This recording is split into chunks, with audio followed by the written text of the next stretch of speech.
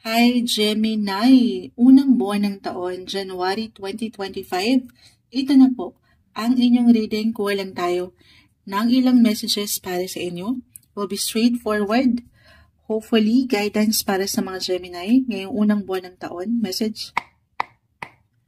Anong kailangan marinig ng mga Gemini? Mensaheng gabay po para sa mga taong ito.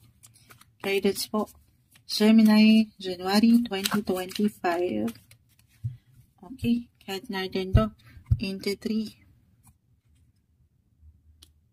Kunin lang po natin yung pinaka-exact advice, message. The 9 of Swords, the 7 of Wands, 9 and 8 of Swords. Bakit may ilang worry? May ilang alalahanin? Or maaaring ngayon pa lang, by the time na mapakinggan mo ito, meron ka bang ilang para bang umaangat na concern? Saan yan? Pwede po itong may kaugnayan sa relasyon. The 7 could be about your personal relationship or partnership. If this is about your business, halimbawa, or someone na matatawag yung partner in life. Okay?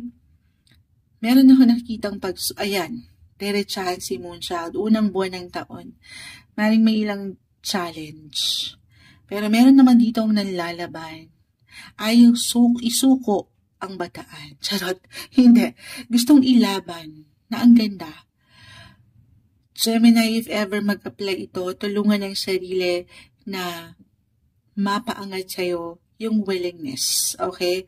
Na syempre pa, kung naipaglalaban mo, kung willing ka, yung kagustuhan sa puso mo na maipaglaban ng relasyon, ang negosyong ito, then go. Huwag mong sukuan. Huwag kang pangibabawan. Minsan wala tayong higit na kalaban kundi ang ating sarili. Think positive. Stay positive. At itong maaring sa unang buwang ito ng taon, awang challenge lang ito, you can move forward. Okay? Patungo ito sa ilang goal nyo together, sa relationship or sa business man yan, if single. I feel andito yung oras nyo, yung enerhiya nyo sa ilang tao or commitments, partnership as I've mentioned. At once, guys, hindi mababalewala. Lagi nyong alalahanin na kung ano man yung inilalaan yung efforts, yung sipag, kahit sa simpleng enerhiya, yan po ay hindi mababalewala. I see recognition and success. Lalo pa kung hindi kayo pangingibabawa ng negativity or ilang worry. Hindi niya deserve yon. Kung mahirap Moonchild, ang daling sabihin, pero mahirap gawin eh. Okay? Unti-unti. Hindi niyo kailangang ma-pressure. Sa paraan niyo. Kung paano kayo makakapag-move forward. Pag-unawa, pagtanggap sa sitwasyon. Okay? At pagiging flexible. As a Gemini, very flexible naman kayo and adaptable sa kung anong pwedeng ihain sa inyo ng buhay. Patuloy kang tumingala, buksan mo ang iyong mga mata. Okay, at samahan ng dasal kung ano man yung kinakaharap or kakaharapin pa ngayong taon, 2025. Okay? Meron nakikitang pag-move forward, pag-level up. Kung hindi kayo magpapa-apekto sa ilang drama, issue, tension, conflict na pwedeng sa unang taon pa lang ay maramdaman ng ilan sa inyo. Just only take what resonate. Again, yung willingness lang po. Focus ka, concentrate, eyes on the prize. Yes, walang imposible. Ito ay ilang sagabal, ilang hindrance, at doon din yan patutungo. Kaya naman minsan mabagal yung progreso na gusto nyong makita. Okay?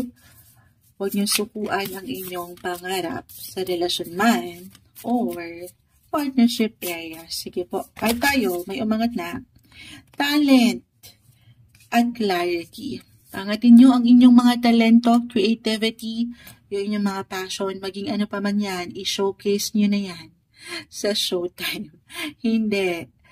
Bilang Jupiter, astrologically guys, still currently in your sign, Gemini, especially in the first half of 2025, andyan pa rin ang kanyang gabay. Jupiter is the planet of luck, expansion, wealth.